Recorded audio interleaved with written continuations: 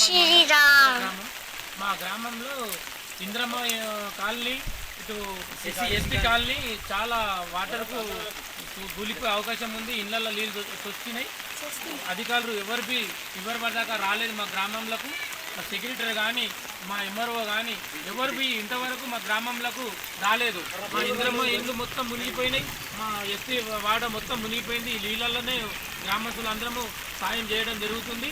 దయచేసి మా ఎంఆర్ఓ కానీ మా సెక్రటరీ కానీ ఇంతవరకు రాలేదు. రావాలి, వచ్చి మా గ్రామంలో ఏమైంది ఏ కథ చూడాలి. ఇక్కడ కాల కింద నారమోరి అని ఉన్నది. ఆ నారమోరి కట్టకు గురైపోయింది. దాంట్లో పొలం నాటడం జరుగుతుంది. అది మొత్తం కూలిపోయింది. మొత్తం పొలం నాటడం జరుగుతుంది. అది కాలువ ఉండే 12-18 ఫీట్ల కాలువ. ఆ కాలువ మొత్తం కబ్జకు గురైపోయింది.